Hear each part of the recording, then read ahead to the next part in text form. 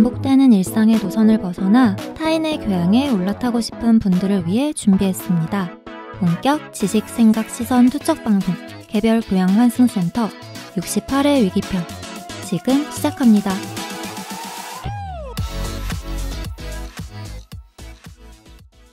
안녕하세요. 안녕하세요. 반갑습니다. 자기소개를 먼저 하고 시작을 해보도록 하지요. 저는 정치사회와 문화 콘텐츠를 좋아하는 장빈둥입니다. 다양한 문화를 넘나들며 공연과 미디어의 세계를 탐방하고 싶은 유랑킴입니다. 비주류와 마이너 감성을 좋아하는 허유생입니다. 문화예술을 즐기는 따뜻한 인상주의자 김순트입니다. 반갑습니다. 반갑습니다. 오늘은 근황을 나눠보는 시간이기 때문에 네. 일주일 동안 있었던 일들을 한번 얘기해봅시다. 네. 제가 먼저 얘기할까요? 네. 해보세요. 저는 이제 저번 주에 네. 건강에 대한 생각을 네. 유생님께 많이 들었기 때문에 네. 영적 건강을 시도해봤으나 영적 건강은 그렇게 손쉽게 이루어지지 않는다라는 생각이 들면서 이건 네. 좀 장기적으로 보고 네. 단기적으로라도 신체적인 건강을 먼저 찾자라는 생각을 해봤습니다. 네. 중요하죠. 근데 진짜 걱정돼요, 빈둥님. 네? 맞아요. 장기적으로 좀. 네. 아예 걱정 안 하셔도 돼요. 네. 조금 오버한 것도 있기 때문에 그래서 신체적으로 좀 건강해지려고 라면을 끊었습니다. 오. 최근에. 제가 원래는 빠르게 먹으려고 라면을 많이 먹거든요. 네. 근데 요새는 라면을 거의 안 먹고 거의 안 먹는 것도 아니고 거의 아예 안 먹는 것 같아요. 그 대신 파스타를 해 먹습니다. 오, 좋은데요? 좋네요, 근데 진짜. 저는 잘 몰라서 그런데 파스타를 네. 일주일에 매일 먹으면 건강에 안 좋나요? 재료에 따라 다르지 맞아요. 않을까요? 올리브유도 많이 들어가고 하니까 음. 뭐 아주 안 좋지는 않죠. 그게 주식인 사람도 있는데. 맞아, 뭐. 맞아요. 어. 거기에 뭘 넣느냐의 차이일 거죠. 맞아. 맞아. 그냥 기성 소스 하나 넣는데 뭐 그래도 일단 괜찮죠. 그러고 먹고 있는데 뭐 건강이 어떻게 되는지는 잘 모르겠지만 제 개인적으로 느끼는 건강이 조금씩 좋아지는 것 같아서 그렇다면 라면보다는 좋네요. 훨씬 나은 것 같아요. 맞아요. 네, 그래서 요새 그러고 있습니다. 그 나트륨 섭취는 좀 줄일 수 있으니까. 네네. 맞습니다. 이게 뭐 먹는 거에 따라도 사람의 기분이 많이 달라질 수 있다라는 걸 느끼고 맞아요. 네, 이제 영적인 건강을 위해서 다음 한 주까지 노력해 보겠습니다. 파이팅. 네, 다른 분들 어떻게 지내셨는지. 저는 축구 계속 재밌게 보고 있고요. 네. 이번 월드컵에서 이변이 많이 나오고 있잖아요. 네. 그래서 흥미롭게 지켜보고 있습니다. 네. 우리 둘만 보는 것 같아요. 축구를 나머지 두 분은 아직 잘 안 봐요. 보시는 것 같고. 맞습니다. 아시아의 돌풍이 이어지고 있지 않습니까? 맞습니다. 사실 우리나라의 결과를 아직도 모르기 때문에 얘기할 수는 없겠지만 네. 분명히 올라가 있을 겁니다. 못 올라가도 네. 못 올라가도 뭐 만족하겠지만 네. 올라간 상태에서 이 업로드 분을 들어봤으면 좋겠다는 좋겠습니다. 생각을 해봅니다. 네. 그 외에 없나요? 축구로 보는 거 외에는 네, 저도 요새 일이 바빠져가지고 네. 네. 그래서 바쁘게 일하고 축구 보고 치킨 먹고 맥주 마시고 이렇게 지내고 있어요. 좋네요. 네. 저는 한 몇 에피소드 가는 근황 토크를 하면 맨날 일만 했다고 했던 것 같은데 네. 그게 어느 정도 이제 마무리 단계에 접어들고 있는 것 같아요. 네. 그래서 저는 이제 어쨌든 프리랜서다 보니까 욕심 가는 대로 다 일을 벌리고 그것 때문에 혼자 또 고통받고 이 사이클의 연속이었는데 네. 이번 기회를 통해서 이게 일을 벌릴 줄 아는 것보다 포기할 줄 아는 거를 아는 게 더 중요한 거구나를 너무 깨달았어요. 그래서 사실 일 벌리는 건 쉬운데 뭘 포기할지를 잘 판단하는 사람이 더 성숙한 사람이구나를 네. 굉장히 깨달아서 네. 좀 내년에는 그렇게 살아보려고 합니다. 저희는 아니겠죠? 아닙니다. 포기의 대상이 저희는 아니겠죠? 그럴 리가 있나요? 그건 안 됩니다. 네. 다른 데에서 포기의 대상을 찾아보시고 네. 그럼 조금 건강해지겠네요. 유랑님도. 그러길 불도 안 바라고 끄고 있어요. 이제는. 불도 끄고. 그죠? 그러네. 다 이해해버렸어요. 근데. 불도 끄고. 나중에 뭐 후기 또 들려주면 좋을 것 같아요. 알겠습니다. 내가 이만큼 건강해졌다라는. 네. 저는 최근 근황은 아닌데 네. 이번 달, 그러니까 방송일 기준으로 네네. 11월 달 제가 초에 제주도 다녀왔습니다. 네. 몇 박 며칠로 다녀오신 거예요? 2박 3일 다녀왔습니다. 제주도 다녀와서 또 우리한테 뭐 사줬잖아요. 맞아요. 먹을 거. 다 드셔봤습니까? 네. 저 너무 맛있게 먹었어요. 진짜요? 네. 다행이네요. 저는 이제 먹기 시작할 거라서 전 건강해져야 되기 때문에 사다 주신 그 과자들이랑 네. 그 추석 때 저희 영양제도 주셨잖아요. 맞아요. 이제부터 다시 먹기 시작해야 됩니다. 그거 유통기한이 있어요. 네? 아, 그래서 작년에 조금 간당간당했거든요. 올해는 유통기한 전에 다 먹어보도록 하겠습니다. 유생님께서 항상 챙겨주셔가지고. 맞아요. 여러분의 신체 건강도 제가 잘 책임져 보겠습니다. 너무 감사합니다. 감사합니다. 스윗하시네요. 네. 오늘 누구더라? 접니다. 센트님이죠. 네. 확실히 앉아요. 자, 저희가 지금 근황을 나누고 있을 때가 아니에요. 네. 저는 오늘 위기 중에서도 제가 꼭 한번 얘기를 해보고 싶었던 주제인 기후 위기에 대한 이야기를 나눠보고 싶어서 오늘 에피소드를 준비했는데요. 사실 그 전에 아셔야 할 것이 저는 극한의 문과생인데 이번 에피소드를 준비하다 보니까 그 과학적 개념이 상당히 많이 들어가더라고요. 그래서 그런 부분은 유생님께 토스를 하며 이야기를 진행해 보도록 하겠습니다. 네. 먼저 여러분은 기후 위기라고 했을 때 어떤 단어들이 떠오르시는지 궁금하더라고요. 그러니까 단어로 툭툭 한번 던져보실래요? 기후 위기 하면은 단어로? 탄소? 지구온난화? 이상기후? 아, 맴도는데 이 얘기하면 안 될 것 같아가지고. 약간 오바한다. 약간 오바. 이런 것도. 있을 수 있어요. 제 생각은 아니지만. 기후 음모론 말하는 더 없나요? 오바한다, 이런 거. 파리 협약? 파리 협약?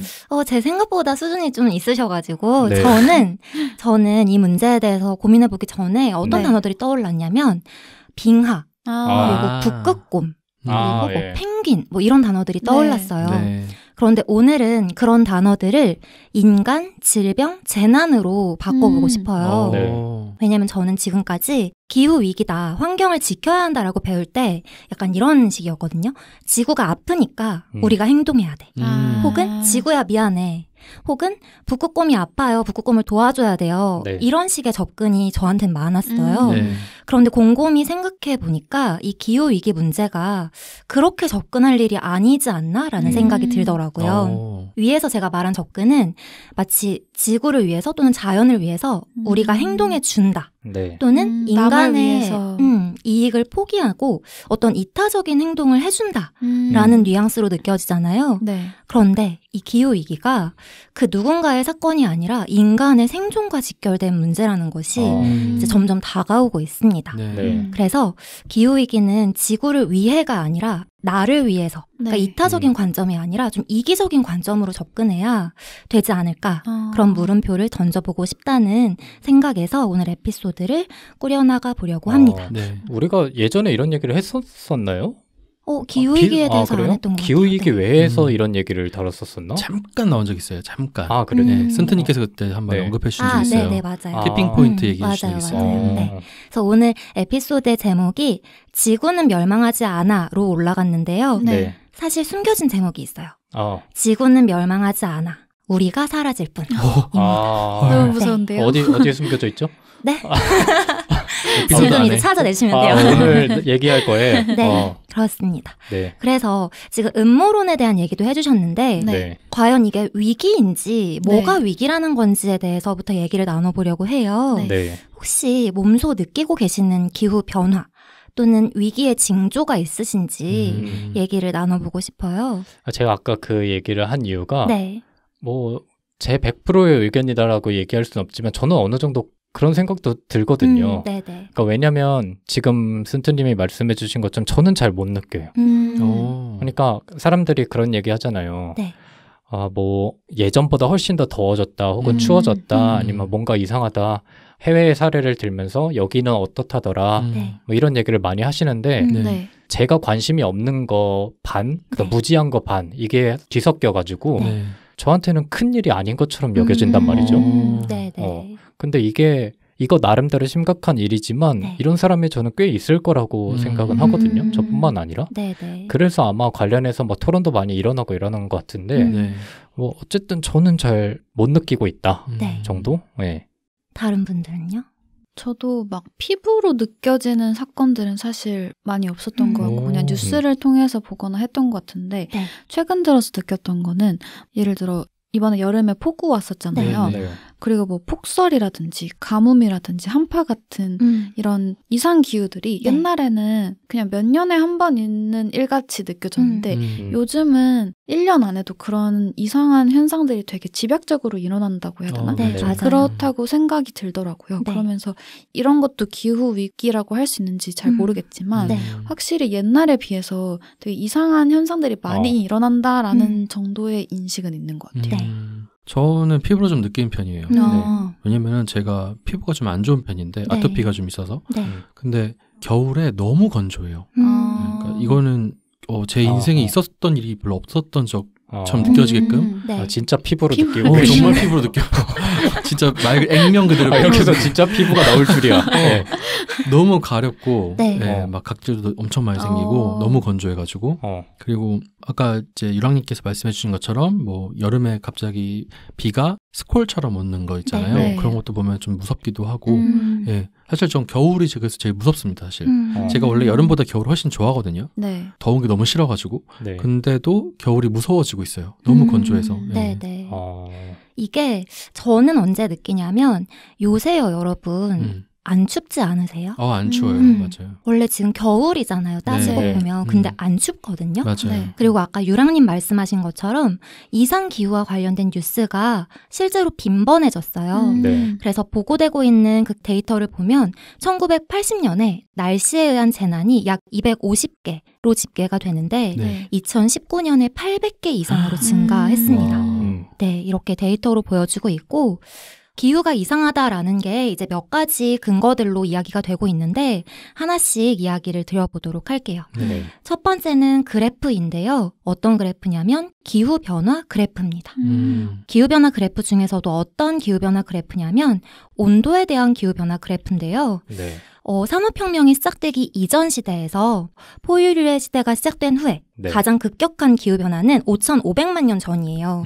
이때 갑자기 기온이 5도에서 6도 상승한 것이거든요. 네. 그리고 이제 가장 최근의 시대를 보면은 빙하기와 간빙기의 반복이 끝난 약 1만 년 전부터 산업혁명 이전까지 4도가 상승했어요. 그러니까 네. 10,000년 동안 4도가 상승한 거예요. 네. 그런데 지금 산업혁명이 시작된 후에 1도가 상승을 했습니다. 이 속도는 정말 어마어마한 속도거든요. 그렇네요. 네. 그래서 흔히 하키스틱 모양이라고 얘기를 해요. 네. 그러니까 하키스틱이 이렇게 그 뜰채처럼 생겼잖아요. 네. 십자처럼 생겼잖아요. 네. 그것처럼 온도 상승이 최근에 아주 급격하게 상승했다는 거예요. 네. 이게 급격한 온도 변화인데 이게 왜 문제가 되냐. 이 급격한 온도 변화는 인간이 경험해보지 못한 거예요. 그러니까 대처할 수도 없다는 거죠. 네. 그리고 이 급격한 온도 변화는 여러 가지 변화를 동시에 만들어내고 있습니다. 네. 어떤 변화를 만들어내냐면요. 첫 번째로는 여러 가지 수치들을 상승시키는데 열대우림 감소율, 해양 산성화 정도 네. 등의 여러 가지 문제들도 함께 수반하면서 같이 증가를 합니다. 네. 이 기후변화는 이산화탄소와 메탄 등으로 이루어진 온실가스로 인해서 상승이 되는 거잖아요. 네. 그런데 이 수치가 급격하게 올라가기 시작한 그 시점이 산업혁명부터다라는 거는 인간 때문에 올라가고 있다. 라고도 바꿔 말할 수 있을 것 같아요. 그쵸. 그러니까 혹자는 이게 자연스러운 현상 아니냐. 예전에도 멸종과 뭐 부흥을 반복하고 네. 빙하기와 간빙기를 반복한 게 이 지구의 인생이다. 그럴 수 있어요. 그런데 그 시기를 인간들이 급격하게 빠르게 당기고 있다라고 볼 수 있을 것 같습니다. 네. 피부로 못 느낀다는 발언 취소해도 됩니까? 안 됩니다. 그리고 이 변화는 네. 실제로 우리나라에서도 일어나고 있습니다. 어떻게 일어나고 있냐면요. 국립과학기상원에 따르면 근 100년간 여름은 19일 길어졌고요. 네. 겨울은 18일 짧아졌어요. 그리고 지금과 같은 그 상태로 지속이 된다면 2071년에서 2100년 사이에 서울의 겨울 길이는 최근 10년보다 약 40일 짧아지고 여름은 약 40일 길어진다는 연구 결과가 있습니다. 너무 끔찍한데? 네. 그리고 이렇게 되면 부산과 제주 지역에서는 겨울이 사라지는 결과를 나타낸다고 합니다. 근데 이거는 미래의 일이기 때문에 그렇게 장담할 수 있냐라고 반문하실 수 있을 것 같은데 지금과 같은 데이터를 봤을 때 우리가 이 행동을 하지 않는다면 또는 멈추지 않는다면 가속이 된다는 거예요. 그래서 지금과 같은 상태로 갔을 때 그렇게 될 것이다 라는 추측이 많습니다. 일단 기후변화 그래프가 그렇게 진행이 되고 있고요. 두 번째는 바닷물의 수온도 상승하고 있는데 이것도 상당히 큰 변화를 초래하고 있다는 점이에요. 일단 수온이 상승된다라는 건 어떤 영향을 미칠 것 같으세요? 어종이 바뀌겠죠? 네, 사는 동물들이 그렇죠. 영향을 받지 않을까요? 동물들도 그 안에 사는 동식물이 영향을 주고 또 하나 영향을 주는 것이 자연재해에 영향을 줘요. 네, 대표적인 것이 태풍입니다. 네. 아, 그래요? 네. 원리가 뭐죠? 원래는 태풍이 바다를 지나면서 소멸돼야 된다고 그래요. 그런데 이게 수온이 상승되어 있으면 오히려 태풍이 그 뜨거운 수증기에 에너지를 얻어서 규모가 커지는 거예요. 그래서 저희가 폭우가 생기고 태풍이 완전 규모를 키워가지고 일어나는 사건들이 이 지구 온난화와 맞닿아 있다는 거죠. 네네.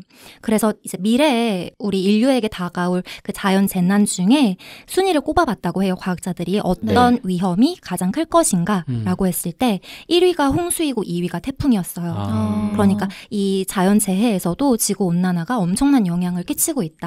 엄청난 위기로 다가오고 있다라고 이야기할 수 있을 것 같아요. 실제로 태풍이라는 게 그 적도 지역의 과잉된 에너지가 부족한 북극이나 남극 쪽으로 운반하는 역할이 태풍의 역할이에요. 그래서 뜨거운 바닷물 속에서 발생해가지고 이제 그게 북반구로 쭉 올라가게 되는 거거든요. 근데 최근에 올해 온 태풍 중에서 오키나와 바다 앞인가? 거기서 만들어진 태풍이 있다는 걸 보고 제가 깜짝 놀랐거든요. 원래 적도에서 만들어져야 될 게 일본 앞바다에서 만들어졌다는 게 정말 깜짝 놀랐던 일이었습니다. 실제로 제주 지역의 그 수온을 보면은 1980년대에서 2017년도까지 1.2도가 상승했어요. 그런데 이 바다에서의 1도 상승은 그 상온에서의 10도 상승과 비견된다고 해요. 그렇죠. 비열이 높으니까 물이. 네, 그래서 엄청나게 뜨거워지는 거죠. 그런데 이게 또 악영향을 주는 게 뭐냐면 우리나라는 빙하가 없지만 이제 빙하가 있는 지역에 가면 수온이 상승되면서 빙하가 녹잖아요. 그러면은 평소 같았으면 이 햇빛을 빙하가 어느 정도 반사시켜줘야 된단 말이에요. 그런데 이 빙하가 녹아버리면 검은 바다가 드러나는 거예요.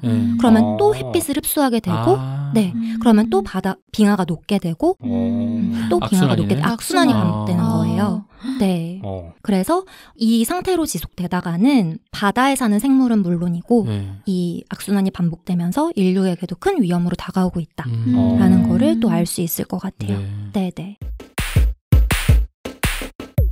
심각하네요. 그렇습니다. 그래서 실제로 뉴스 찾아보시면 여러분들이 보지 못했던 뉴스들이 많을 거예요. 제주 수온 상승, 뭐 바다 수온 상승 이런 식으로 뉴스를 검색해 보시면 이런 일들이 제가 그냥 뜬구름 잡는 얘기 이럴 것이다 라는 게 아니라 실제로 몇 가지 사건으로 우리에게 다가오고 있다는 거를 알 수가 있어요.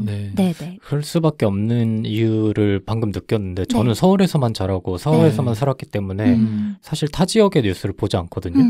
근데 아무래도 태풍이나 뭐 이런 것들도 서울보다는 타 지역에 좀 영향을 미치는 경우가 많았잖아요. 맞아요. 그러다 보니까 더 무지했던 것 같기도 하고 기본적으로 아까 유생님이 태풍 같은 뉴스를 보고 놀랐다라고 말씀을 하셨는데 저 같은 경우에는 왜 놀라지가 먼저 생각이 나거든요. 그런 원리를 잘 모르니까. 저도. 그런 게 좀 큰 것 같아요. 맞아요. 그리고 아까 말씀 많이 해주신 것처럼 이런 문제들은 당연히 생태계의 문제를 일으키게 됩니다. 그래서 제주 지역에서는 돌고래의 일종이죠. 상괭이라는 그 고래의 일종이 있는데 이 아이의 사체 발견 건수가 급증하고 있어요. 해마다 급증하고 있고요.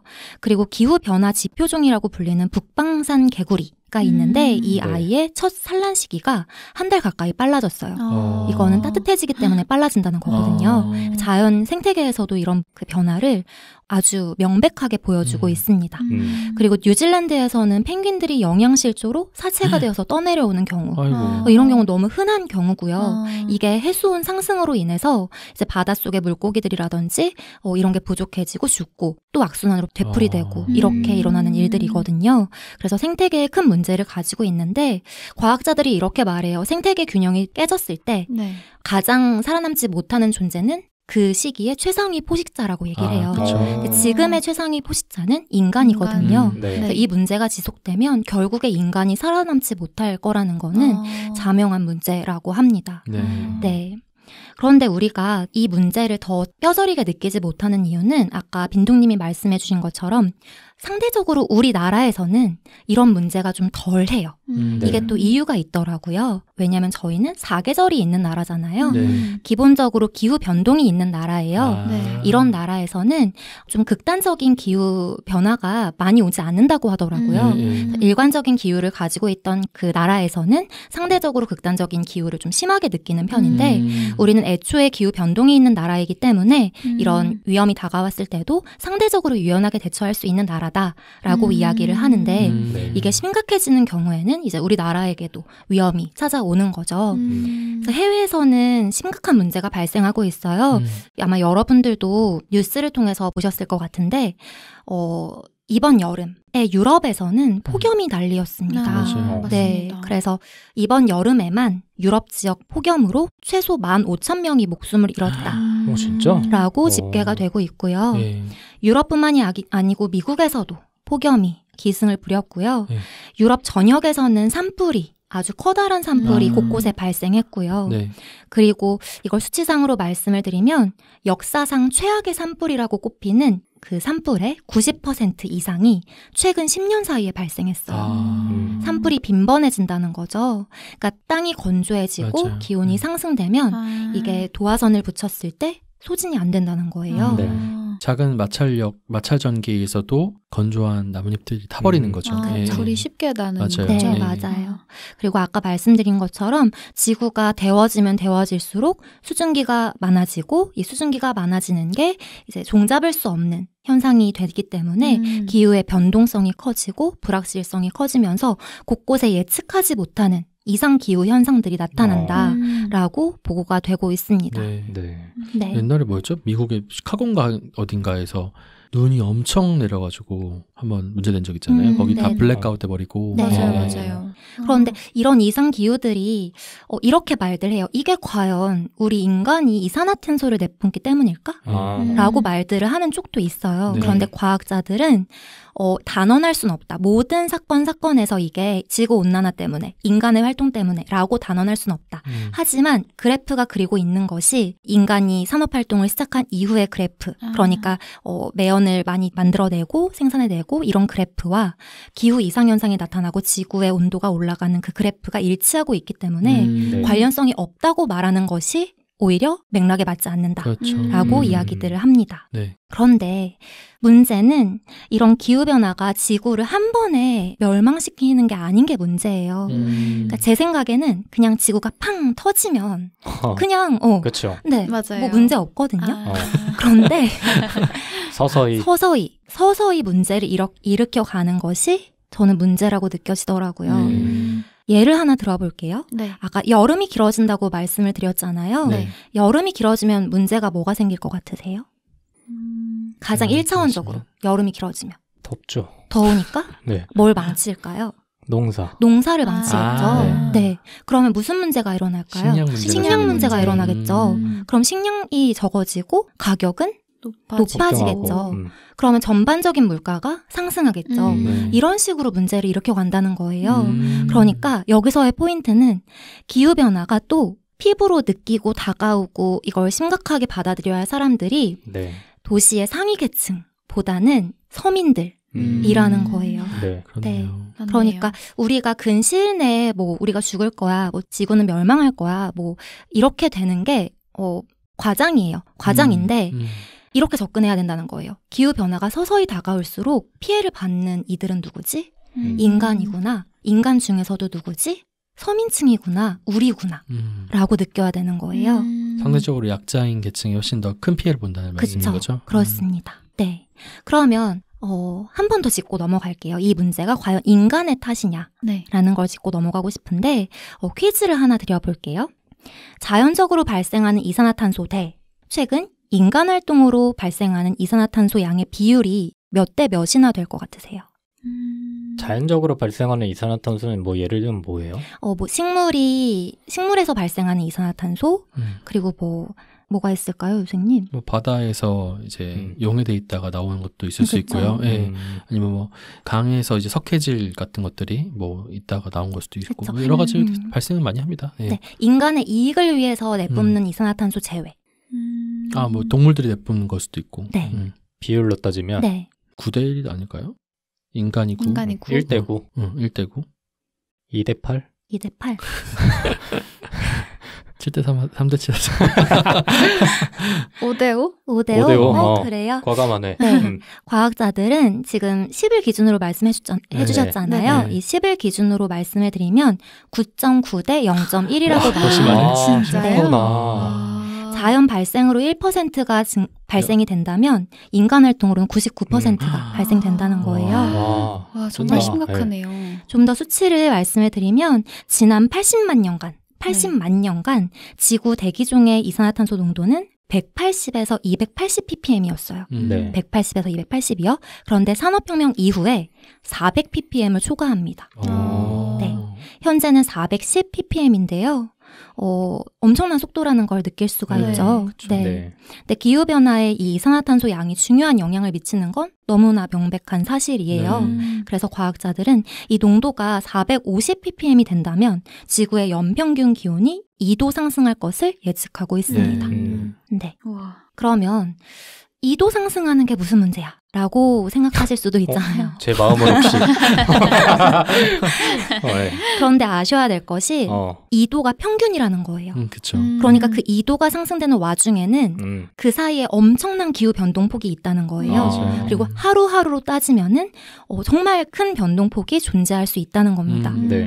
말을 하기로를 1도가 상승하면 사막화가 시작된다고 하거든요. 그리고 동식물의 멸종이 시작된다고 하는데 이건 실제로 지금 일어나고 있는 일이에요. 왜냐하면 지금 1도가 상승되어 있잖아요.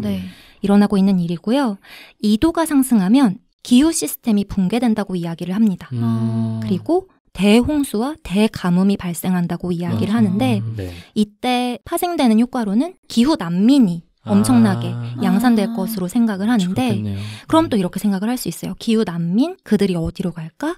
그러면 그들의 지원 그리고 그들의 뭐 받아들임과 거부를 통해서 또 생겨나는 문제는 뭘까? 그럼 나라와 나라 사이의 갈등? 사람들 사이의 갈등? 그러니까 이런 문제가 파생되기 때문에 문제인 거지 단순히 이게 기후 시스템이 붕괴될 거야. 뭐 그럼 뭐 더워지고 말겠지. 뭐 추워지고 말겠지. 이게 아니라는 거예요. 네. 실제로 우리나라 최근에 그 전라도 지역 쪽에 가뭄이 엄청 심하대요. 맞아요. 수원이 다 그 말라가지고 연말 연시 때 그 단수가 된다고 얘기를 하더라고요. 본 것 같아요. 그런 문제들이 지금 일어나고 있습니다. 그리고 3도가 상승되면 이제 파국이라고 얘기를 합니다. 네. 3도가 상승되면 허리케인이 빈번해지고요. 그리고 우림지대는 붕괴되는 지경에 이르고요. 아까 말씀드린 가뭄과 기근이 이제 심화돼서 이제 이때 되면 소수의 인간을 제외하고는 살아남을 수 없는 환경 또는 소수의 인간조차도 살아남을 수 없는 환경이 된다고 이야기를 합니다. 근데 이거 저희 어릴 때 학교 다닐 때 배웠나요? 저는 안 배웠던 것 같아요. 저도 안 배웠어요. 저도 안 배웠어요. 맞죠? 그거 되게 심각한 것 같아. 지구 온난화 정도만 배우고 온실 효과 이런 건 좀 배웠던 것 같은데. 근데 지금 뭐 교과 과정이 어떻게 이루어지고 있는지는 잘 모르겠지만 저희 나이 때 혹은 저희 나이 때 이상들이 잘 공감하지 못하는 이유도 하나의 영향을 줄 수도 있을 것 같아요. 이렇게 뭐 몇 도가 올라갈 때 이런 재앙이 발생하는 것 자체에 대한 지식이 없으니까. 심지어 예전에 저희 배울 때는 그 화석연료, 석유가 고갈된다고 우리 에너지 이런 거 배웠었어요. 맞아요. 그러니까 딱 지구 온난화가 심각하다까지만 배웠던 것 같아요. 맞아요. 뭐가 심각한지 어떻게 다음 일이 벌어지는지 이런 거에 대한 정보를 얻지 못했으니까 잘 공감을 못했던 게 아닌가 생각도 들고. 근데 제가 알기로는 이제 정책적으로 기후변화 교육을 따로 실시하는 걸로 알고 있어요. 그래서 이런 문제에 대한 심각성을 이제 알고 아이들이 배워가고 있는 추세인데 일단은 계속 말씀해 드려보도록 하겠습니다. 이제 4도가 상승되면 남극의 빙하가 붕괴됩니다. 그리고 영구 동토층이 녹게 되는데요. 이 영구 동토층은 뭐냐면 예전의 식물들, 예전 동물 사체 이런 것들이 얼어붙어 있는 애들이에요. 그러니까 썩지 않고 그 안에서 얼어붙어 있는 거죠. 근데 걔네들이 얼음이 녹으면서 드러나는 거예요. 그럼 그 아이들이 품고 있던 탄소 어마어마한 양의 탄소가 다시 발생되고요. 맞아요. 이 탄소는 메탄이라는 형태로 발생이 되는데 네. 이 메탄은 이산화탄소의 약 28배의 위력을 가지고 있다고 해요. 온실효과가. 네, 온실효과가. 그래서 이런 아이들이 드러나고 또 하나의 문제는 뭐냐면 이 사체들 안에 바이러스가 숨어 있다는 거예요. 그렇죠. 네. 그러면 인간에게 전해질 그 바이러스의 종류도 어마어마하다는 거죠. 네. 네, 그런 문제들이 발생합니다. 맞아요. 얼마 전에 그 KBS에서 기후 전문 기자분께서 네. 그 노르웨이의 스발바루라는 곳을 가셨거든요. 네. 거기가 이제 영구동토층이 있고 인류가 사는 최북단이라고 하더라고요. 네. 근데 거기에 실제로 지금 영구동토층이 녹아가지고 막 물이 줄줄 흐르고 있고요. 그리고 예전에 그 당시에 그 아래 묻혔던 사람들 있잖아요. 그러니까 무덤이 났던 곳에 있던 영구동토층이 녹아가지고 관이 바다로 떠내려온대요. 이런 일도 발생하고 근데 그 시체들이 안 썩었을 거 아니에요. 영구동토층이니까. 근데 실제로 알아보니까 그 사체 중에는 그 스페인 독감으로 돌아가신 분도 있대요. 그래서 그런 바이러스나 뭐 세균이 다 다시 살아날 거 아니에요. 이런 문제 굉장히 심각하더라고요. 네. 그리고 그 인류가 사는 최북단에 모기가 아디다스 모기가 지금 술록과 사람들을 괴롭히고 있다고. 네. 근데 이게 1도 1도 차이가 되게 크네요. 어마어마한 거죠. 네. 그러니까 0.1도가 크고 1도는 정말 어마어마한 수치예요. 네. 여러분 1도라 생각하시면은 이게 굉장히 수치적으로 뭐 별로 아닐 거라 생각하시지만 사실 우리가 기온, 그러니까 섭씨라는 거 있잖아요. 섭씨라는 거는 물이 끓는 온도가 100도씨라도 놨을 때 그거를 100으로 그냥 등분해 놓은 수치예요. 그러니까 이게 물이 끓기 위해서 필요한 게 100이라고 한다면요. 그거를 1도 올린다는 건 상당히 엄청난 에너지거든요. 실제로는. 그러니까 1도라는 게 우리가 받아들이기 좀 뭔가 난해하지만 사실은 굉장히 큰 에너지 차이다라고 생각하시면 될 것 같아요. 네.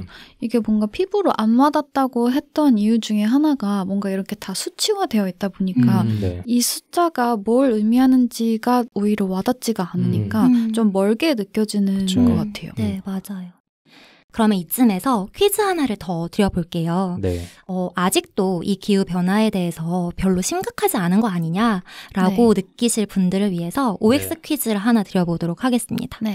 지구의 온도 변화는 지구가 생겨난 이래로 꾸준히 있어 왔다. 그리고 최근 5억 년간 지구는 얼음이 없었던 시절이 오히려 더 많다. OX. 이거 O인 것 같은데? 들어본 적 있는 것 같은데요? 다른 분들은요? 오 아닌가? 네. 저는 기후변화 계속 있어 왔다는 거죠? 네. O. 최근 5억 년간 지구는 얼음이 없던 시절이 더 많다. O라는 거죠? 아니에요? 네, O입니다. 맞아요. 네. 이게 그 기후 위기가 음모론이라고 이제 음모론을 몰아가는 사람들이 대표적으로 내놓는 그 논리잖아요. 그렇죠. 맞아요. 맞습니다. 이 주장 맞아요. 그런데 이게 뭐가 문제냐 그러면 이때 지구의 온도 변화가 급격할 때에는 들어보세요. 어떤 때냐면 반박하고 싶어가지고 아주. 자, 소행성 충돌. 그리고 화산 폭발로 인해서 지구의 온도가 급격히 변화했어요. 그리고 메탄 얼음 덩어리인 메탄 하이드레이트의 대규모 폭발로 인해서 지구의 온도는 변화를 반복했습니다. 그런데 여기서 짚고 넘어가야 될 것이 온도의 급변이 일어날 때 항상 생물이 대멸종을 했어요. 그렇죠. 그러니까 이 온도 변화가 있었다고 해도 우리가 이걸 우리 손으로 당길 필요는 없다는 거예요. 그건 우리가 멸종하는 지름길이라는 거죠. 그리고 최근 5억 년간 지구가 얼음이 없었던 시절이 많다. 그러니까 이게 녹아가는 것도 문제가 아니다. 라고 이야기를 하는 쪽이 있는데 기온이요. 5,500만 년 전에 5도, 6도 아까 상승한 적이 있다고 말씀드렸거든요. 이 5도, 6도 상승이 약 2만 년에 걸쳐서 일어났어요. 그렇죠. 그러니까 그때 생물이 살고 있었다고 해도 이 생물들은 어느 정도 변화하는 기온에 적응할 뭔가 시기가 있었다는 거예요. 시간이 있었다는 거예요. 맞아요. 그런데 지금 인간은 너무나 급격한 변화를 겪고 있고 인간이 태어난 이래, 인간이 생겨난 이래 겪어보지 않았던 일이기 때문에 우리는 지금 이거에 적응할 능력을 갖추고 있지 않다는 게 가장 큰 문제입니다. 그래서 이렇게 한번 말씀을 드려봤는데 어떠신가요? 위기라고 좀 느껴지시나요? 네, 이걸 듣고 안 느끼는 사람도 있어요. 근데 느끼는데 어떻게 해결하지가 조금 더 중요하겠죠. 맞아요. 네. 근데 그게 조금 안 될 것 같아서 그 걱정을 하고 있었어요. 맞습니다. 일단 위기야, 이러니까 위기야 라는 부분에 대해서 조금 더 말씀을 이어나가 볼게요. 네. 우리는 위기를 위기라고 인지하지 못하고 있습니다. 왜냐하면 이게 각종 또 수치로 얘기를 해주고 있는데요. 우리나라 기준으로 말씀을 드려보면 2018년 기준으로 네. 우리나라의 이산화탄소 배출량 순위가 몇 위일 것 같으세요? 전 세계. 배출량 순위? 네. 이게 상위권인 걸로 알고 있는데. 네. 5위 갑니다. 5위. 10위. 10위. 유생님은요? 4위? 4위. 네. 9위입니다. 9위이고요. 알겠어요. 근접하셨네요. 우린 약간 오버했어요. 네. 그런데 이게 땅덩어리가 작잖아요. 그렇죠. 우리가요. 네. 그러네. 그래서 이거를 개인당 온실가스 배출량으로 따져보면 세계 1위입니다. 진짜요? 1위예요? 미쳤다. 네. 진짜. 그리고 온실가스 배출 증가율도 상위권을 차지하고 있다고 해요. 네. 우리나라가 기후 악당이라 불리고 있잖아요. 맞아요. 왜 그러지? 근데 아까 센트님이 말씀해주신 것처럼 우리나라 같은 경우에는 그 타격을 좀 피부로 덜 겪은 나라잖아요. 그렇기 때문에 사람들의 경각심도 다른 나라에 비해서 좀 덜 하지 않았을까요? 맞습니다. 우리나라가 자원이 없는 나라잖아요. 네. 그러다 보니까 그 에너지 생산 자체가 이제 자원에 의존하는 경향이 굉장히 많은데 네. 자원을 다 거의 전량 수입하다 보니까 이제 효율적인 자원을 따질 수밖에 없게 되거든요. 네. 그래서 아무래도 화력 발전 이런 것들이 많을 수밖에 없고 맞습니다. 그리고 중공업이 많이 발달하다 보니까 네. 어쩔 수 없는 것 같아요. 네. 그러면 과연 여러분은 이 수치에 얼마나 기여를 하고 계시는지 우리가 내뿜는 이산화탄소를 탄소 발자국으로 측정을 하거든요. 네네. 이게 뭐냐면 인간이 발생시키는 이산화탄소의 총량인데요. 우리의 탄소 발자국을 한번 측정해 보도록 할게요. 참고로 우리나라 1인당 하루의 평균 탄소 발자국은 23kg이고요. 네. 이건 상당히 높은 수치라고 볼 수가 있어요.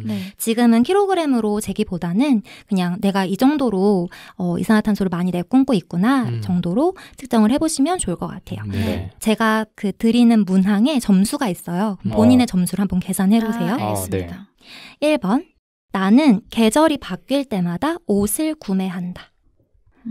이게 몇 점이에요? 구매하면 5점, 아니면 1점. 같이 해보시면 좋을 것 같아요. 청취자분들께서도. 네. 어마어마하게 많이 구매하시면 더 점수를 추가하셔도 됩니다. 네. 두 번째, 내가 자주 먹는 음식은 1번 물고기, 2번 가금류 고기, 3번 돼지고기, 4번 피자, 5번 소고기 중에 그나마 자주 먹는 음식을 적어주시면 될 것 같아요. 번호를요? 네, 번호를 적어주세요. 번호가 점수예요? 비밀이었는데. 네, 1번 물고기, 2번 가금류 고기, 3번 돼지고기, 4번 피자, 5번 소고기. 네. 점수는 그럼 나중에 한꺼번에 공개할게요. 쭉 하고. 네. 3번. 여행을 떠나려고 합니다. 내가 주로 이용하는 교통수단은 1번 비행기, 2번 기차, 3번 자전거, 4번 자동차. 4번. 나는 환경을 생각하며 에코백을 수집한다. OX. 점수는 조금 이따 공개할게요. 네. 이거는 그럼 몇 점으로 합산해야 되는 거예요? 이건 그냥 OX로만 표시해주세요. 네. 5번. 내 메일함에는 메일이 쌓여 있다. 인터넷 메일이요? 네. 6번. 나는 무언가 프로그램을 시청할 때 스트리밍을 자주 돌린다. 스트리밍을 자주 돌린다. 스트리밍. 실시간으로 돌아가는 거 있잖아요. 네. 네, 그걸 자주 돌린다. 자주 돌린다? 많이 돌린다? 많이 돌린다. 자주 돌린다. 스트리밍을 자주 돌린다라는 의미가 정확히 뭐죠? 다운로드 받아서 보는 게 아니라 실시간으로 본다. 7번 마지막이에요. 이제 추워지는 겨울 나는 방한을 위해서 선택하세요. 4가지 중에 1번 전기장판 사용을 1시간 줄이겠어. 2번 단열재로 열 손실을 방지하겠어. 3번 보일러 난방 온도를 2도 낮추겠어. 4번 보일러 사용을 1시간 줄이겠어. 4개 중에 고르시면 돼요. 1번이 전기장판, 2번이 단열재, 3번이 난방 온도 낮추기, 4번이 사용을 줄이기. 네. 까지입니다. 이제 점수를 한번 따져볼게요. 네. 일단 아까 1번 계절이 바뀔 때마다 옷을 구매하는 건 구매하신다면 5점이에요. 네. 구매하지 않으신다면 1점이거든요. 네. 이게 패션 산업이 어마어마한 탄소를 배출하고 있어요. 네. 맞습니다. 그래서 비교해드리면 패션 산업의 연간 국제 탄소 배출량이 모든 국제 항공편의 연간 탄소 배출량보다 높습니다. 아, 정말요? 네. 사시는 분, 유생님. 네, 그쵸? 사요. 저도 사거든요. 근데 이 패션 산업이 그 환경을 무너뜨리는데 일조하고 있습니다. 네. 저 안 산 계절이 상당한데 0점 해도 됩니까? 그럼 0점 하셔도 됩니다. 유랑님은 어떠세요? 저도 그다지 많이 사는 편은 아니고 그 주기가 한 3년마다 오는 것 같아요. 3, 4년마다.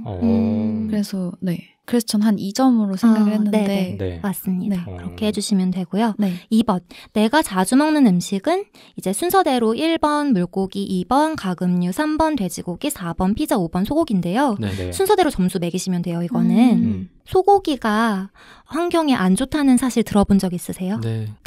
소고기는 1kg 생산할 때 물을 15,000리터를 써야 된다 그래요. 이게 어떻게 비교될 수 있냐면 쌀은 물을 1200리터 쓰거든요. 네. 쌀 1kg를 생산할 때. 그러니까 엄청난 소비를 하는 거죠. 그리고 온실가스 배출량도 쌀은 1kg 생산할 때 4kg 정도 배출을 하는데요. 소고기는 1kg 생산할 때 59.6kg 배출합니다. 엄청 많이 배출. 근데 돼지랑 소랑 왜 차이가 나는 거예요? 이게 소는 축산 과정에서 그렇다고 들었고 그리고 소 자체가 그 내뿜는 메탄도 어마어마하다고 하더라고요. 트림이랑 방귀로 메탄가스를 이렇게 많이 맞아요. 네, 그렇다고 하더라고요. 소는 그리고 그 식물만 먹잖아요. 그러니까 그 여물을 먹잖아요. 여물이랑 그 곡식류를 주로 먹게 되는데 이게 걔네들 되새김질 하다 보니까 그 중간중간 되새김질하는 과정에서 세균들이 관여하거든요. 그 세균들이 내뿜는 그 가스들이 굉장히 많다고 하더라고요. 소자식. 그래서 순위를 좀 보면은 우리가 자주 먹는 음식 중에 1위가 소고기 가장 안 좋고요. 그리고 치즈. 왜냐면 소로부터 생산이 되기 때문에 치즈. 그리고 그 다음이 이제 낙농 가축들. 그리고 의외로 그 다음이 초콜릿이었어요. 다크 초콜릿. 네. 그리고 양식 물고기, 달걀, 쌀 뭐 이 정도 순위로 진행이 되는데 우리가 아예 안 먹을 수는 없잖아요. 그러니까 좀 줄이는 것이 좋지 않을까라는 생각이 들더라고요. 네. 그리고 여행을 떠날 때 내가 주로 이용하는 교통수단은 뭘 제일 많이 이용하세요? 저는 기차. 기차? 좋은데요? 유랑님은요? 비행기였어요. 순서는 비행기가 가장 좋고요. 4점. 자동차 3점. 기차 2점. 자전거 1점입니다. 네. 그리고 4번. 나는 환경을 생각하며 에코백을 수집한다. 하시는 분. 유생님 에코백 많잖아요. 아니 이걸 환경을 생각 안 하고 수집하면 어떻게 돼요?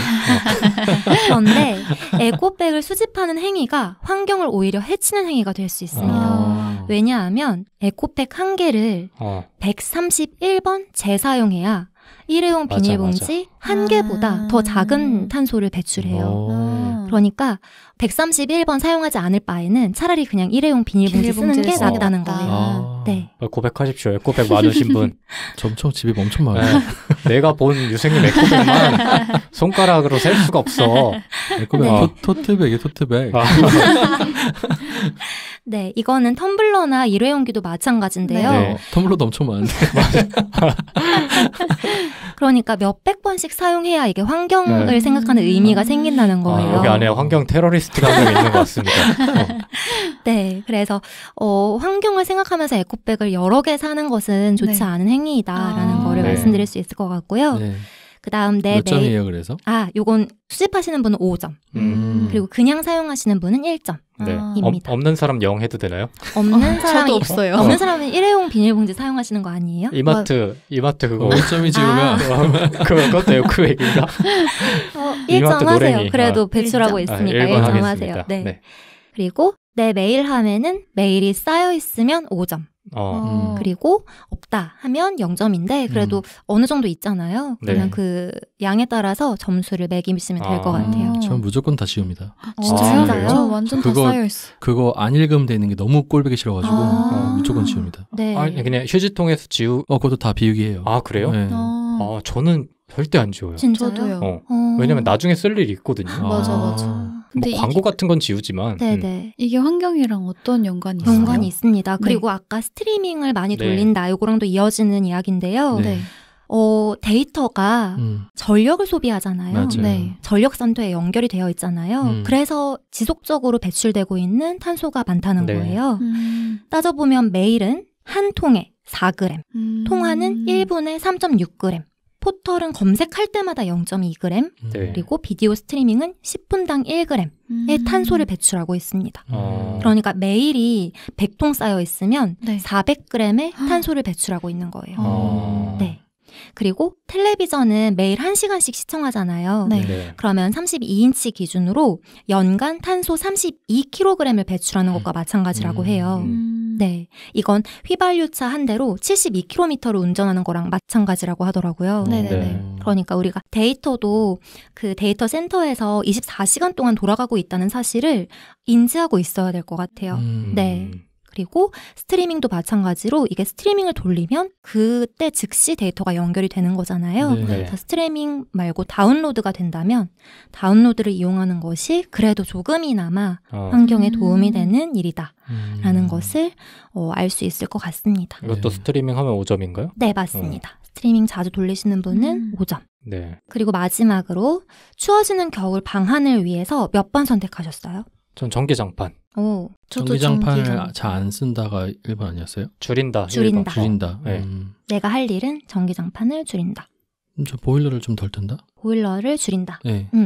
전기장판 사용을 줄이신 분은 4점. 왜 이렇게 높지? 단열재가 3점. 그리고 난방 온도를 낮추는 게 2점. 사용을 줄이는 게 1점입니다. 가장 먼저 우리가 해야 할 일은 사용 자체를 줄이는 거예요. 네. 뭘 사용? 보일러? 보일러 사용이요. 네네. 근데 보일러를 안 켜고 사는 사람은 몇 점이죠? 그러면 0점입니다. 그래요? 네. 보일러를 아예 안 트시면 아주 훌륭하게 잘하고 계신 거예요. 전 그래서 전기장판만 키는데 그래서 그러면 그러면 0점 갑니까? 0점 하세요. 0점 전기장판을 키니까 1점이지 뭐. 1점 가겠습니다. 네. 그럼 한번 누가 가장 그 환경 테러리스트인지 전 것 같아요. 한번 해볼까요? 몇 점이나 나오셨어요? 몇 점이죠? 쓴트님은 몇 점이에요? 저 안 해봤어요. 안 해봤어요? 네. 저 22점이요. 22점? 네. 저 16점. 16점. 저 20점. 이 사람들이 이 사람들 때문에 내가 지금 피해보고 있는 거 아니야. 난 환경을 이렇게 지키는데 말이야. 네, 그런데 사실 이 모든 행위를 끊을 순 없어요. 맞아. 근데 빈동님 그 노트북에 바탕화면 엄청 이상한 거 많이 띄워놨거든요. 저것도 한 3점 줘야 돼. 저 바탕화면을 안 지우거든요. 이것도 혹시 상관이 있나요? 그럼요. 바탕화면을 안 지운다. 네, 바탕화면 개인 PC니까 상관없는 그렇게 큰 상관은 없을 거예요. 어디서 환경 테러리스트가 의문을 갖는지 모르겠습니다만. 빈동님 유튜브 맨날 돌리시거든요. 맞아. 10점 줘야 돼. 그거 10점 줘야 돼. 그래요? 그거 따지면 10점으로도 부족합니다. 네, 우리가 이 행위를 완전히 중단시킬 수는 없는 거예요, 사실. 그런데 이게 우리가 무심코한 행동 속에서 좀 안 좋은 영향이 있을 수 있다는 걸 알고 있는 것과 전혀 인지하지 못하는 거는 차이가 크다고 생각하거든요. 그래서 이런 부분에 있어서 조금 이제 환경을 생각하는 습관을 들인다면 조금 더 나아지지 않을까라는 생각을 합니다. 딴 거는 이제 생활의 영역이니까 좀 고치기 어렵더라도 메일 같은 거는 지워도 상관없잖아요. 맞아요. 몰라서 그런 분들도 많을 것 같아서. 맞아요. 네. 그런데 저희가 지금 되게 가볍게, 어떻게 보면 가볍게 얘기를 나눴다고도 할 수 있는데 빨리 행동해야 돼요. 왜냐하면 제가 저번에도 한번 말씀드린 것처럼 티핑 포인트라는 게 있어요. 이 티핑 포인트가 뭐냐면 인간이 행동을 멈춰도 자연이 자기 스스로 악순환을 시키는 포인트거든요. 네, 그게 2도라고 말을 해요. 그리고 2도라고 발표를 했다가 최근에는 또 낮춰져서 1.5도로 낮춰졌습니다. 그래서 우리가 이제 0.5도밖에 안 남은 거예요. 0.5도 상승시킨다면 자연이 본인 스스로 인간을 사멸시키기 위해서 행동하게 되는 그때가 얼마 안 남았다라고도 볼 수 있을 것 같아요. 왜 그러냐면 온실가스는 공기 중에 나오면 수백 년 동안 머물러 있다고 해요. 네. 그러니까 우리가 지금 당장 행동을 멈춘다고 해도 이게 당장 자연에 영향이 있다는 게 아니라는 거예요. 네. 우리가 별을 볼 때 그 보이는 별이 아주 오래전 별이잖아요. 네. 그것처럼 이 온실가스도 공기 중에 머물러서 우리에게 영향을 끼치는 시간이 아주 길다는 거예요. 그래서 지금 당장 우리가 행동을 시작해야 한다라는 게 중요한 포인트고요. 만약에 행동을 멈추지 않는다. 현재 수준의 온실가스 배출이 유지된다 하면 과학자들은 2040년 전에 온도가 1.5도 상승할 것을 예측하고 있습니다. 얼마 안 남았네. 네. 근데 이게 왜 우리가 멈춰도 이게 악순환이 되는 거냐라는 물음에는 아까 그 바다의 작용이 있잖아요. 네. 기온이 상승되면 빙하가 녹고 검은 바다가 드러나고 햇빛이 다시 흡수되고 또 녹고 이런 작용이 반복된다는 거예요. 그래서 얼른 우리가 행동을 해야 된다라고 이야기를 할 수 있을 것 같아요. 그리고 아까 말씀하신 영구동토층에 네. 당장 1도인가를 올릴 수 있는 메탄가스가 있대요. 네, 그게 다 나오게 되면 이제 끝장이라고 한순간에 이렇게 올라갈 수 맞아요. 있다는 네. 얘기네. 맞습니다. 그래서 이제 다음 스텝으로 이야기 드릴 부분이 지구야 부탁해 입니다. 그리고 여기도 숨은 제목은 네. 우리 좀 살려줘입니다. 부탁합니다. 부탁합니다. 네. 그러니까 우리가 지구를 지금 지켜줄게 하는 입장이 아니에요. 네. 우리가 행동해서 우리가 살아나야 하는 거라고 저는 생각이 들더라고요. 네. 그래서 실천하고 계신 혹시 기후위기 대응 행동이 있다면 그걸 먼저 들어보고 싶었어요. 어떤 게 있으세요? 지금 내가 하고 있다 하는 게 혹시 있으신가요? 있습니까? 저는 탄산수를 네. 좋아해가지고 네. 플라스틱 되게 많이 썼거든요. 네. 근데 그거에 대한 죄책감이 들기 시작한 때부터 사탕수수로 만든 물통 있잖아요. 그거를 쓰고 있어요. 네. 네, 플라스틱 안 쓰려고. 그거 몇 개 있죠? 많죠. 저 한 몇백 번 써야지 되는 거 아닙니까? 그쵸. 그것도 여러 번 써야 되는 거죠. 근데 플라스틱보다 어쨌든 모든 생활에서 플라스틱을 좀 줄이려고 노력하고 있습니다. 스스로. 네. 저도 진짜 사소한 거긴 한데 그 배달 같은 거 시킬 때 왜 그 플라스틱 일회용품 필요 없다고 표시하는 그거 있잖아요. 네. 그거는 진짜 필요한 상황 아니면 굳이 안 줘도 된다고 하는 편이에요. 네. 정말 사소하네요. 근데 이게 사소한 거 외에는 개인이 할 수 있는 게 없잖아, 사실. 그래도 하고 계신 거. 그래도 하고 있는 거. 저는 더 사소해가지고. 뭔데요? 그래가지고 부끄러운데 제가 예전에 카페 알바를 할 때 그 컵홀더가 너무 많이 나가는 거예요.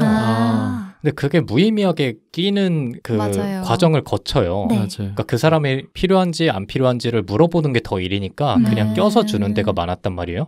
지금은 직접 낄 수도 있지만 근데 요새도 보면은 카페에서 제가 달라고 안 했는데 그냥 주시는 분들이 많아서 그냥 그런 거는 최대한 반납을 하거든요. 근데 또 그게 어느 카페에서는 내가 반납한 그 손이 묻었다고 버리는 분도 계세요. 그러니까 그게 위생을 위한 방법이다라고 여기는 분도 계셔서 그런 거에 대한 좀 합의가 조금 이루어진다면 진짜 무의미하게 낭비되는 컵홀더들을 아낄 수 있지 않을까? 라는 생각도 들었어요. 네. 맞아요. 빈둥님이 아까 이 얘기하기 전에 개인이 이렇게 사소하게 한다고 큰 영향이 있을까 이런 의구심을 가지신 것 같은데 일단 우리가 개인이 할 수 있는 일들은 해야 하는 것 같아요. 그래서 이제 환경운동가나 여러 단체에서 권고하고 있는 내용들을 보면 난방과 냉방을 많이 얘기해요. 난방을 돌리고 냉방을 돌릴 때 엄청난 전력이 소모되기 때문에 난방, 냉방을 좀 줄이는 거를 많이 얘기하고요. 그리고 아까 유랑님 말씀하신 것처럼 포장 용기, 플라스틱 사용, 그리고 재활용하는 거 이런 것들을 많이 이야기하는데요. 그런데 또 암울한 것이 사실 개인의 행동에 그치면 큰 변화를 만들어낼 수가 없는 것도 사실입니다. 제가 이걸 어디서 느꼈냐면 그 다큐멘터리 중에 시스파라시? 시스피러시? 시스피러시? 그런 다큐가 있어요. 그런데 그게 해양 오염 문제를 다룬 거였죠. 그런 문제를 파헤치는 거였는데 결국에 거대 기업이 움직이지 않으면 해결할 수 없는 문제였거든요. 그래서 개인의 행동도 중요하지만 우리가 또 하나 해야 할 것은 그 기업에 요구하는 것과 정부에 요구하는 것을 게을리하면 안 됩니다. 맞아요. 근데 그게 사실 이런 기후 변화의 행동을 이끌기가 어려운 이유가 책임감이 분산되잖아요. 그러니까 내가 안 해도 다른 사람이 열심히 하겠지라는 생각, 혹은 내가 해봤자 다른 사람이 안 하면 아무 의미 없지 않을까라는 생각 때문에 더 큰 행동으로 이어지기가 어려운 것 같은데 아까 뭐 유생님이 말했던 방법, 유랑님이 말했던 방법, 아니면 제가 말했던 그런 개인적인 행동을 각자가 해야지 그런 기업에 요구할 수 있는 심리도 생길 거라는 생각이 들거든요. 그러니까 그런 개인적인 행동들이 무의미할지라도 설령 결과적으로 크게 벌어지지 않더라도 기업의 행동을 이끌 수 있게끔 하는 심리를 만들어줄 수 있을 것 같아요. 그래서 그런 측면에서는 의미가 크지 않을까라는 생각도 들어서 한 번에 기업으로 가는 거는 오히려 어려울 것 같다는 생각도 들고. 사실 근데 뭐 개인이 아무리 이렇게 잘 윤리적으로 행동하고 노력해가지고 기업에 요구한다고 해서 기업이 움직이는 것 같지도 않고요. 사실 지금 아리백이라고 해가지고 그 다국적 기업을 중심으로 해가지고 재생에너지 100%를 쓰지 않으면은 우리는 수입 안 하겠다. 이런 캠페인도 하고 있기도 하고 유럽에서는 이제 유럽의 법안이 통과되면 EU 법안이 통과되면서 탄소 국경세가 이제 도입될 거거든요. 그러니까 탄소를 많이 배출한 나라한테는 그만큼 관세를 매기겠다. 이런 거예요. 사실 그리고 이런 형태의 어떤 일종의 금융치료 같은 느낌이 없으면 기업은 안 움직인 것 같긴 해요. 맞아요. 그러니까 그게 기업을 움직이게 해주는 게 개인이 될 수가 있다고 저는 생각하는 이유가 중간에 분명히 정책이 껴있단 말이에요. 근데 그 정책을 움직이는 게 개인들인데 그 정책을 입안하는 국회의원들이나 아니면 관련 정치인들이 그들의 행동을 벌이게끔 하려면 일반인들의 행동이 분명히 그들한테도 영향을 줘야 되거든요. 그렇기 때문에 우리가 아무리 행동을 해도 의미 없다라는 생각을 하기 시작하면 사실 문제 해결과는 닿을 수 없을 것 같다는 생각도 드네요. 그래서 에너지 정책도 굉장히 중요하고 이제 에너지 전환이 빨리 이루어질 수 있도록 하려면은 국가가 나서는 방법밖에 없거든요. 실제로는. 그러면 정부나 이제 정치인들 움직이기 위해서는 또 시민이 나서야 되겠죠. 아무래도. 맞아요. 이게 그리고 이런 친환경이라는 슬로건을 뭔가 마케팅적으로만 활용하지 말고 진짜 지구를 위해서 해야 될 것 같다는 필요성도 느꼈어요. 그러니까 아까 뭐 에코백이라든지 뭐 텀블러 같은 것도 사실 일정 횟수 동안 쓰지 않으면 오히려 더 친환경적이지 못한 건데 이걸 뭐 스타벅스라든지 몇몇 기업들이 마케팅적으로 활용했다라는 비판을 받았잖아요. 그래서 그 동기도 조금 더 순수할 필요성도 있는 것 같습니다. 아주 막 그린워싱인가 뭐 이런 얘기도 많이 오갔던 것 같은데 최근에 기업들에서 진짜 잘못 그냥 겉으로만 이렇게 활용하는 척하면 사실 아무런 의미가 없는 거죠. 그리고 오히려 그런 행동들이 개인의 행동을 더 위축시키는 것 같기도 하고. 그리고 이렇게 생각하실 수도 있을 것 같아요. 기후 변화와 관련해서 정부들끼리 얘기하고 있고 그러니까 어떻게 해주겠지, 규제되고 있겠지라는 생각을 또 하실 수도 있을 것 같은데 흔히 우리가 얘기하는 2015년 파리 기후협약 있잖아요. 그게 2도 이내로 온도 상승을 제한하자라는 195개국의 움직임이었어요. 그런데 사실 강제성이 없거든요. 그리고 심지어 트럼프는 2017년도에 탈퇴했습니다. 그래서 그냥 정부에만 믿고 있기보다는 개인이 움직이면서 개인이 정부에게 위력을 행사할 수 있는 게 선거. 이런 수단이잖아요. 그래서 그런 후보들의 공약을 본다든지 친환경적으로 이 후보가 어떤 생각을 가지고 있는다든지 이런 것들을 좀 살펴보고 생각을 해서 의견을 내는 게 좋을 것 같고요. 그리고 기업은 돈에 의해 움직이잖아요. 그러니까 우리가 또 할 수 있는 거는 소비자로서의 움직임이란 말이에요. 그래서 친환경 기업, 뭔가 친환경적인 생각을 하는 기업의 물건을 구매한다든지 환경을 해치는 행위를 많이 하는 기업의 뭐 물건을 구매하지 않는다든지 이런 움직임을 적극적으로 보여주는 게 좋지 않을까라는 생각이 듭니다. 이런 생각도 해요. 그러니까 한 가지 생각은 환경과 경제를 연결시킨 것 자체가 전 되게 신의 한 수라고 생각하거든요. 그러니까 뭐 아까 말씀드렸던 아리백, 뭐 탄소 국경세 이런 거 전부 다. 근데 한편 또 어떤 생각이 드냐면은 선진국 중심 유럽이나 미국이 지들이 다 산업혁명 이후에 탄소 배출 다 해가지고 기후를 거의 망치는 주범이 됐는데 이제 환경을 가지고 진입장벽을 치는 거예요. 그러니까 신흥 국가들이 성장할 수 없게끔 이제 우리 것만 써라 이런 거 아니에요. 그래서 참 아이러니한 문제라는 생각도 좀 들기도 해요. 맞습니다. 항상 그 얘기가 나오잖아. 그래서 되게 내로남불이라고. 맞습니다. 그래서 그 성장 과정을 점프한다고 하더라고요. 이게 무슨 얘기냐면 그런 국가에는 그 석탄 발전부터 이제 단계를 거치게 할 것이 아니라 선진국에서 획득한 그런 신재생 에너지에 대한 기술을 전파해주고 그런 국가들이 그런 기술을 이용해서 산업을 꾸려 나가는 것을 좀 해야 한다. 그렇게 해야 한다라고 이야기를 많이 하던데 근데 제가 만약에 그런 개발도상국에 있는 사람이라면 되게 분노할 것 같긴 그렇죠. 해요. 네. 맞아요. 그 효율이 너무 떨어지거든요. 네. 사실은. 네. 제가 그래서 최근에 그런 것도 봤어요. 그런 기사. 어떤 기사냐면은 이제 사람들이 어디까지 생각하고 있냐면 과학자들은 네. 이제 기후의 상승은 막을 수 없다라고 생각하나 봐요. 네. 네. 물론 말은 그렇게 해요. 이제 과학기술로 이걸 해결할 수 있지 않게끔, 해결할 상황까지 안 가게끔 네. 우리가 이제 탄소 배출을 줄여야 되고 이런 얘기를 하긴 하지만 네. 어떤 기술을 제가 봤냐면은 태양과 지구 사이에 그 방울방울 있잖아요. 거품으로 된 층을 놓겠다는 거예요. 그럼 그게 태양빛을 막아줘가지고 막아주니까. 네. 그래서 태양에서 어쨌든 지구 도달하는 에너지 자체가 좀 줄게끔 만들어주고 지구가 그러면 갑자기 추워진다 그러면은 방울을 터트리면 된대요. 버블을. 뭐 그런 기술도 만들어내고 있더라고요. 그래서 참 많은 복잡한 생각이 들게 만드는 그런 기술이었습니다. 네. 네. 그렇네요.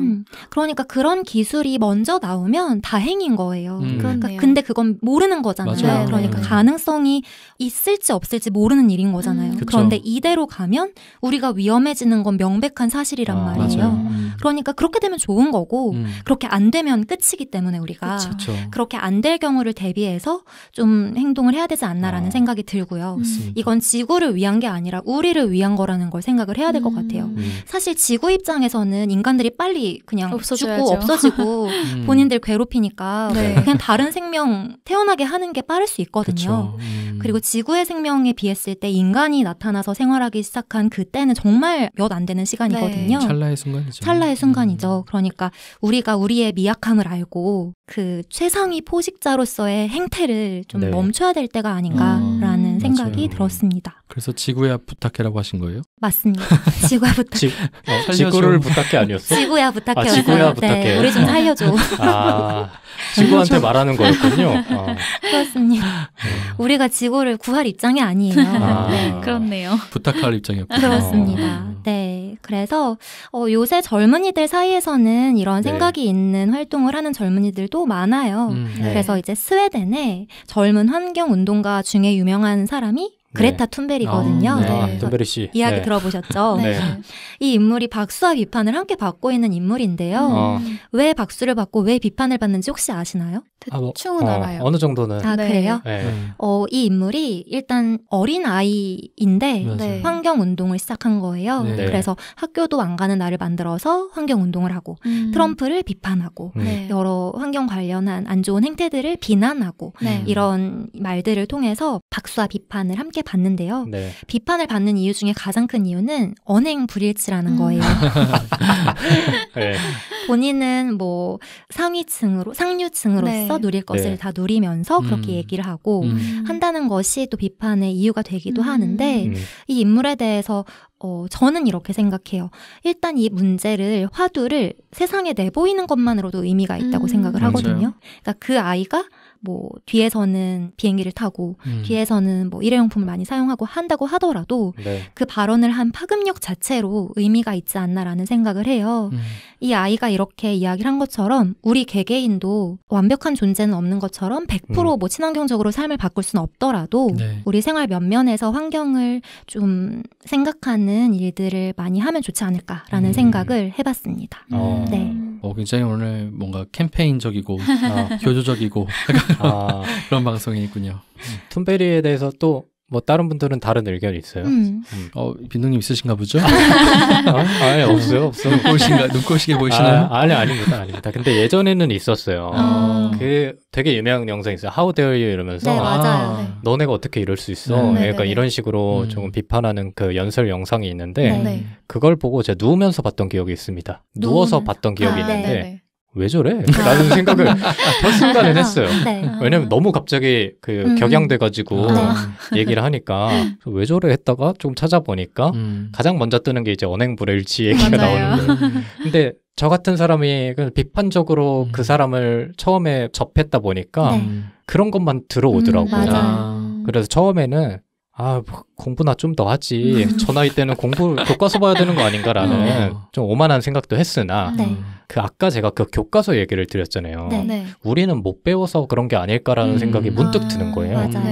거기다가 한번 기사를 본 적이 있는데 그 어린 친구들이 기후환경의 변화나 아니면 그런 쪽의 위기에 더 민감하게 반응하는 이유가 그들은 살 날이 더 많다는 거예요. 맞아요. 근데 그걸 보고 되게 쿵 한 대 맞은 기억이 있어요.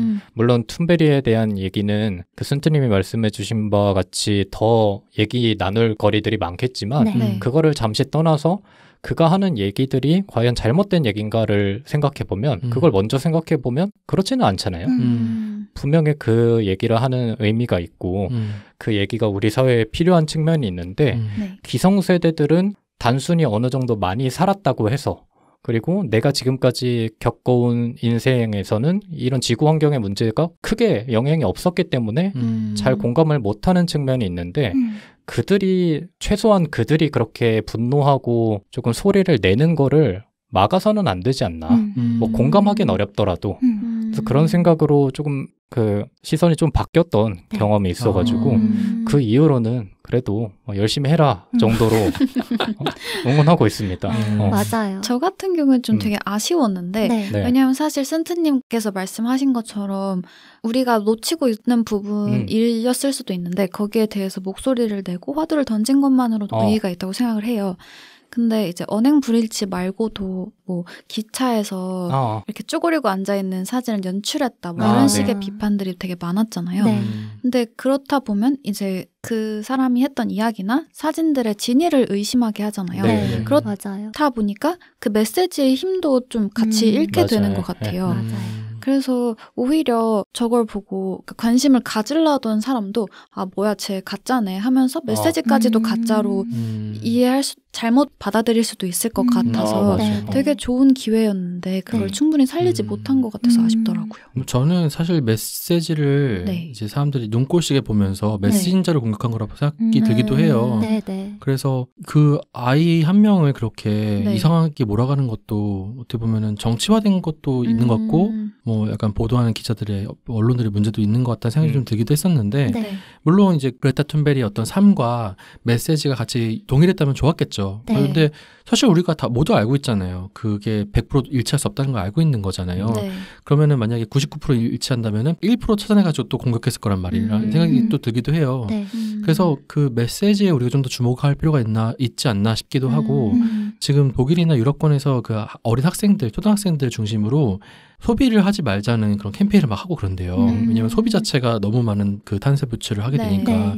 실제로 그래서 그런 그 어린 친구들 그리고 MZ세대를 중심으로 이 위기의식이 굉장히 심각하구나, 엄청나게 크구나라는 생각을 하게 되면서 저도 딘둥님처럼 그 메시지에 좀 더 집중해야 되지 않나 생각하게 많이 하게 됩니다. 근데 뭐 유랑님이 얘기하신 게 잘못됐다라기보다는 진짜 아쉬워서 그런 거예요. 맞아요. 저도 개인적으로 많이 아쉽거든요. 어떻게 보면 하나의 아이콘이잖아요. 근데 그 아이콘 때문에 오히려 더 부정적인 상황을 일부 사람들한테는 그 영향을 미쳤다는 게 굉장히 아쉽고 물론 어린 아이지만 그 책임감을 조금만 더 느꼈다면 다르게 행동할 수도 있지 않았을까라는 기대도 있는데 그레타 툰베리라는 하나의 아이콘이 아직까지는 존재하기 때문에 이런 아쉬움이 많이 남는 것 같고 그 이후에 또 다른 아이콘들이 나와서 기후 환경에 대한 관심을 이렇게 환기시키고 이러면 더 좋은 상황이 벌어질 것 같은 그런 생각도 있어요. 그래서 그레타 툰베리는 그냥 그대로 그냥 화두를 던진 것만으로 그냥 이해를 하고 그 이후에 많은 일들이 벌어지는 상황에서 굳이 또 그레타 툰베리 얘기를 꺼내와서 얘도 보면은 자기 행동하고 다른데 너네도 똑같잖아 이런 식으로 접근하는 방법 자체가 잘못된 것 같고 맞아요. 똑같은 뭐 그럼 자기들은 기후위기를 아무렇지 않게 피해갈 수 있을 거라 생각하는 건가 싶기도 하는 생각이 좀 들기도 해요. 이게 정치학적으로 막 공격할 수 있는 그 부분인데 그 윤리성을 내세우는 사람은 윤리가 조금이라도 벗어나기 시작하면 공격을 너무 많이 받잖아요. 맞아요. 이런 게 그레타 툰베리한테도 해당된 게 아닌가라는 생각도 들어서 맞습니다. 네, 그래서 오늘 지구는 멸망하지 않아 우리가 사라질 뿐이라는 에피소드를 마무리하면서 섬뜩하네요 제목이.